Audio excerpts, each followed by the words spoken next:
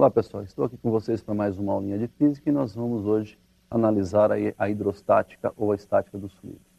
Vamos começar vendo algumas imagens.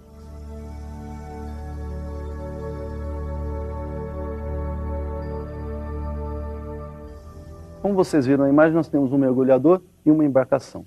Então na aula de hoje nós vamos poder avaliar por que esse navio ou essa embarcação não afunda e por que esse mergulhador deve ter algumas precauções devido àquela famosa pressão hidrostática. Então nós vamos começar com algumas definições para que depois a gente possa analisar as leis que vão apoiar o nosso estudo na hidrostática. Vamos começar com esse visual. Então olha aí, a densidade absoluta de um corpo nós vamos representar pela letrinha μ, e nós vamos imaginar então um corpo de massa m, volume v, onde a relação entre essa massa e este volume nos dá a densidade absoluta. No sistema internacional nós já sabemos que a massa é medida em quilogramas e o volume é medido em metros cúbicos. Daí então a unidade de densidade seria quilograma por metro cúbico. No sisteminha CGS a massa é medida em grama e o nosso volume é medido em centímetros cúbicos. Daí então nós temos que a unidade da densidade é grama por centímetro cúbico. É importante lembrar a relação entre essas duas unidades, esses dois sistemas. 1 quilograma, nós sabemos, tem 1000 gramas, ou seja, 10 elevado à terceira grama. E 1 metro cúbico tem 10 elevado à sexta centímetros cúbicos, ou seja, 1 milhão de centímetros cúbicos. Fazendo a relação entre as potências de mesma base, conserva-se a base e subtrai-se os expoentes, e aí nós temos então a relação de 1 grama por centímetro cúbico igual a 10 elevado à terceira quilogramas por metros cúbicos. Tudo bem? Agora, nem sempre a densidade do material, ou seja, a densidade absoluta ou massa específica do material, corresponde à mesma densidade do corpo. Então nós vamos analisar isso aí. Veja na tela.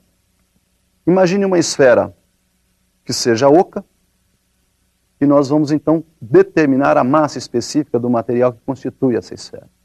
A densidade do material então seria a massa desse corpo dividido então aí pelo volume do material que constitui esse corpo. É importante lembrar então que sendo essa esfera oca, o volume do corpo seria o volume total da esfera. Só que para o material nós devemos excluir, ou eliminar, ou subtrair o volume da parte oca. Daí então a densidade do material seria a massa do corpo, dividido pela diferença entre os volumes do corpo e o volume da parte oca. Então nós vamos retomar aí uma outra definição importante, que é a definição de pressão. O que vem a ser pressão? Pressionar quer dizer aplicar uma força, empurrar. Então nós vamos visualizar isso aí na tela. Pressão é uma força aplicada por uma área. Força sobre área, então, determina a pressão. Você tem duas figurinhas aí que dá para a gente diferenciar essa pressão. Olha lá. Na primeira figura nós temos uma caixa apoiada sobre um plano horizontal. Na figura de número 2, ou na segunda figura, a mesma caixa colocada em outra posição. Ou seja, nas duas figuras nós temos áreas de contatos diferentes. Para calcular a pressão nós vamos observar que na primeira figura a área é a área de contato entre as duas superfícies. Essa área a gente vai chamar de A1. Na figura 2, a área de contato entre as superfícies a gente chama de A2. Fazendo a relação entre força sobre área, a força que essa caixa exerce é o seu próprio peso, equivalente ao seu próprio peso. Peso sobre área nos dá então a pressão. Se você observa então a relação entre pressão e área, são inversamente proporcionais essas duas grandezas. Consequentemente, quanto maior a área, menor a pressão. Então, na primeira situação, na primeira figura, maior área de contato, menor pressão. P1 menor que P2. Muito bem, visto então essa definição, a gente deve pensar, bom, se pressão é força sobre área, como é que ficaria a unidade disso aí?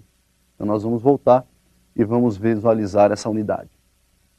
Sistema internacional, força dada em Newton, área dada em metro quadrado, Newton por metro quadrado então seria a unidade de pressão. Nós vamos chamar essa unidade de Pascal em homenagem ao criador da lei. Uma relação importante é entre a unidade Pascal do sistema internacional e uma unidade que a gente utiliza na prática, que é chamada de atmosfera. Então, olha aí, uma atmosfera tem aproximadamente 1,01 10 elevado à quinta Pascal. Então, como nós vimos a definição de pressão, nós vamos agora levar todas essas definições, pressão e densidade, para os líquidos. Vamos analisar a pressão hidrostática. O que vem a ser a pressão hidrostática? A pressão exercida por uma coluna líquida. Vamos analisar essa pressão. Olha aí no visual.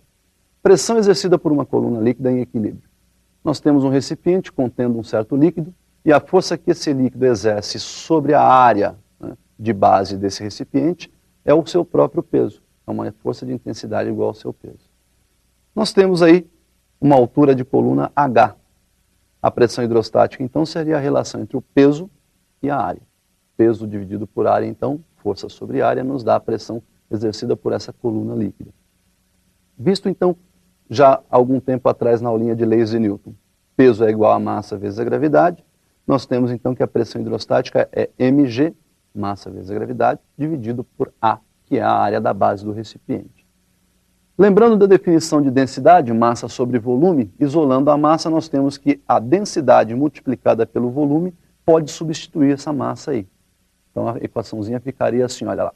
Pressão hidrostática é densidade vezes volume, multiplicado pela gravidade sobre a área.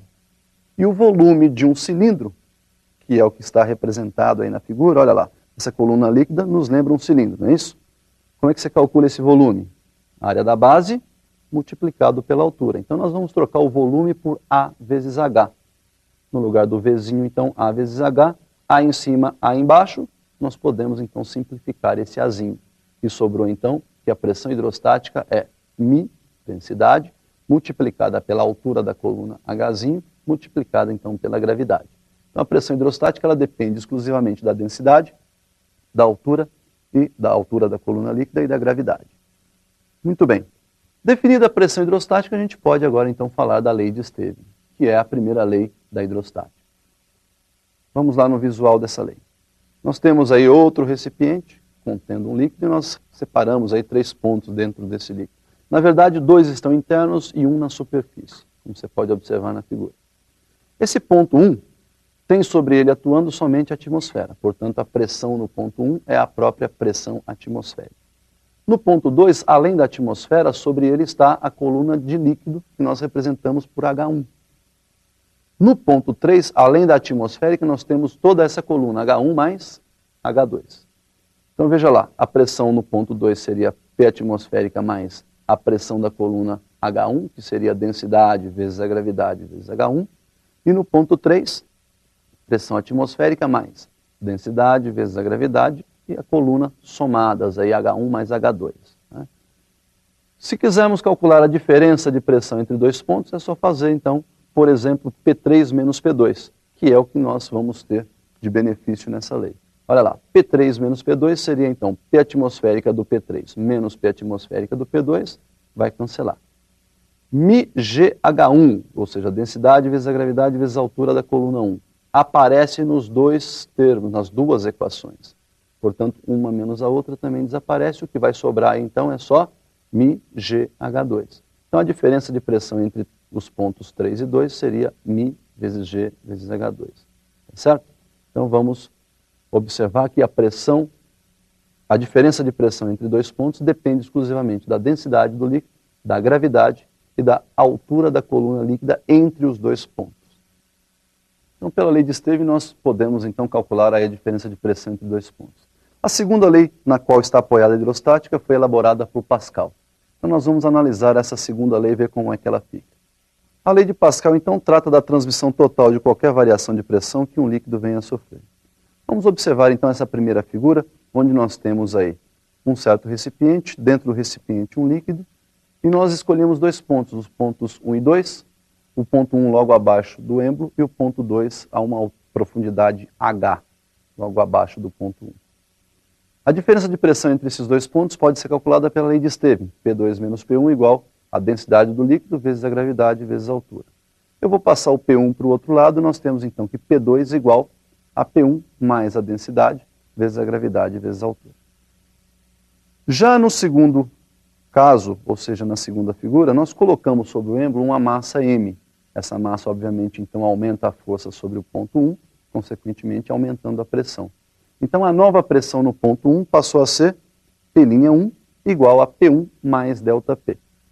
Esse ΔP, então, é a variação de pressão provocada pela massa M colocada sobre o êmbolo.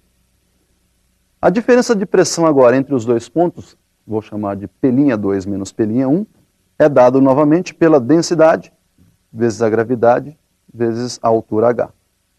Vou passar o P'1 para o segundo membro, nós temos que P'2 igual a P'1, que é igual a densidade vezes a gravidade vezes a altura. Quem é o nosso P'2 então? Substituindo o P'1 por P1 mais ΔP, que nós temos lá em cima, nós temos que o P'2 então seria P1 mais ΔP mais a densidade vezes a gravidade vezes a altura.